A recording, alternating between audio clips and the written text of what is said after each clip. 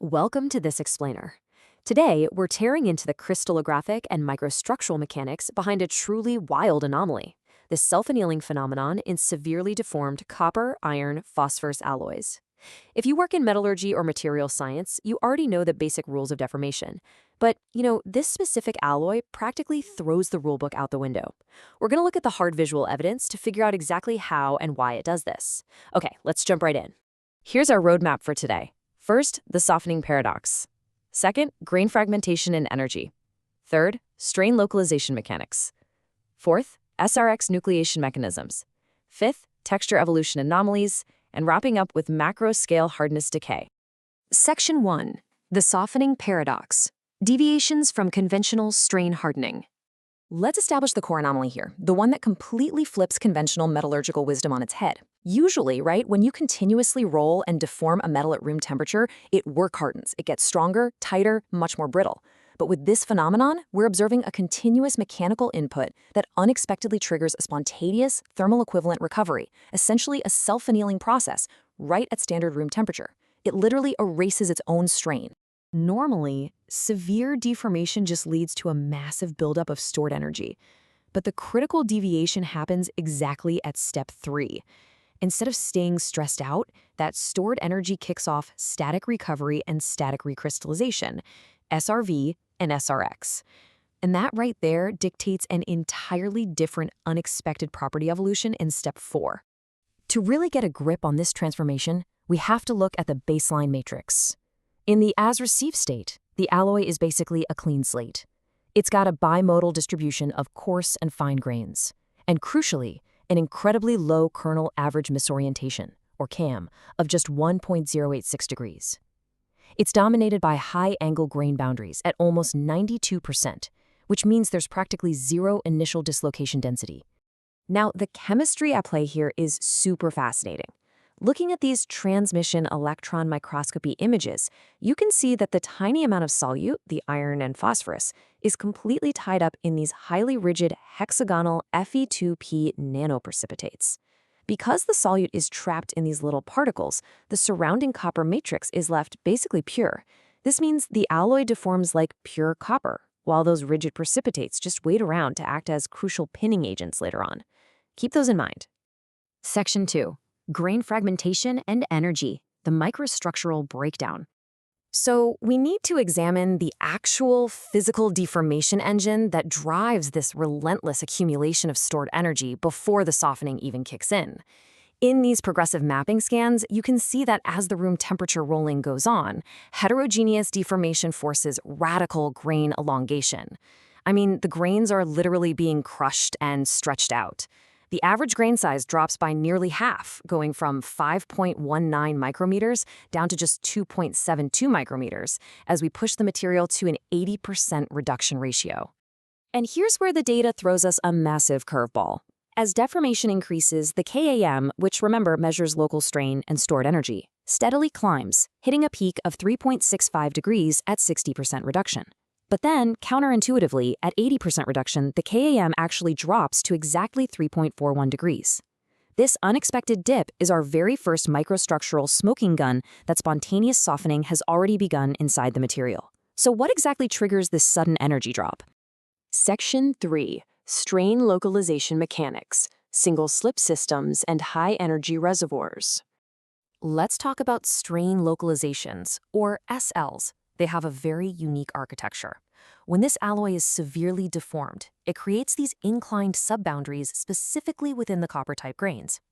Now, unlike typical shear bands that just rip straight across multiple grains, these SLs are confined entirely within individual grains, sitting at a tight 25 to 35 degree angle. The biggest takeaway here?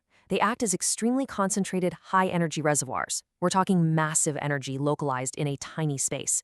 And the crystallographic root cause for this is wild. Viscoplastic self-consistent modeling confirms a massive gap between primary and secondary slip systems in these copper-type grains, right at 60% reduction. Because predominantly only a single slip system is activated, it drives this huge localized instability, packing an enormous amount of energy into those specific regions of the grain. It's like a coiled spring just waiting to pop. Section 4. SRX nucleation mechanisms. Discontinuous versus continuous pathways. All right, so with our high energy reservoirs fully loaded, how does this stored energy actually convert into static recrystallization, or SRX? Well, the extreme stored energy forces two distinct nucleation pathways to relieve the stress. First, you have discontinuous SRX, or DSRX, which occurs right at the original heavily deformed boundaries, just popping out new equiaxed grains.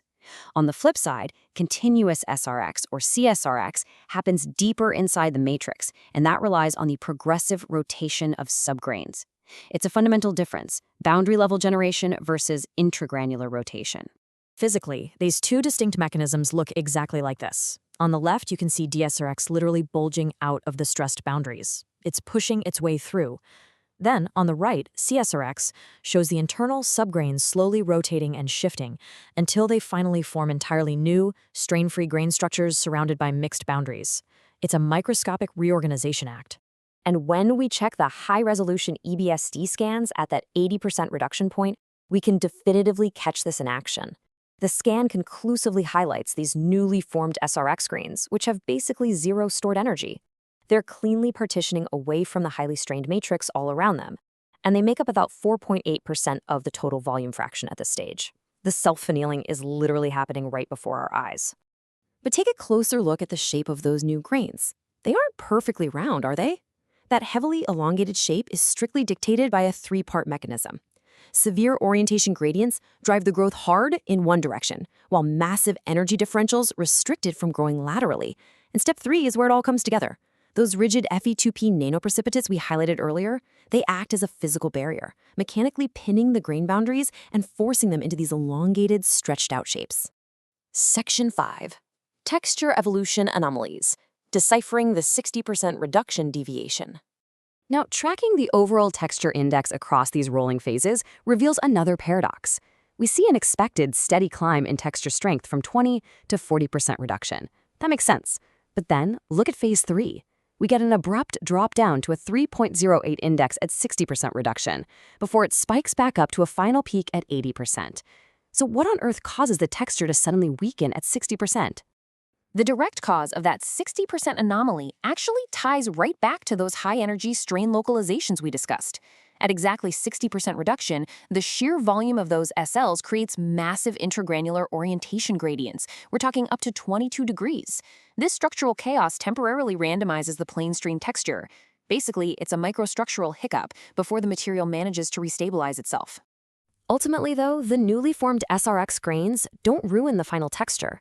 Actually, scratch that, they do the exact opposite. They execute a targeted fortification. The deformed matrix gives way to SRX nucleation that specifically favors brass, Gauss, and P orientations.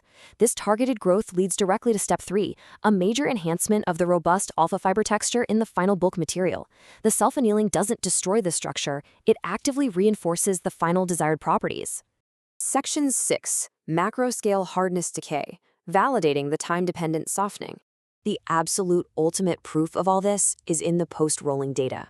First, compressive true stress testing proves that zero dynamic softening occurs during the rolling itself. The material absolutely continues to work hard and mull in the mill. However, if you take that severely deformed material and simply let it rest on the shelf at room temperature, it yields a highly predictable time-dependent decay in hardness between day 1 and day 30.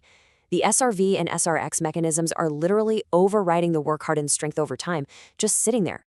Which brings us to a really vital conclusion. We've seen exactly how and why this alloy self-anneals at room temperature, dropping its stored energy, nucleating new grains, and physically losing hardness over a 30-day period.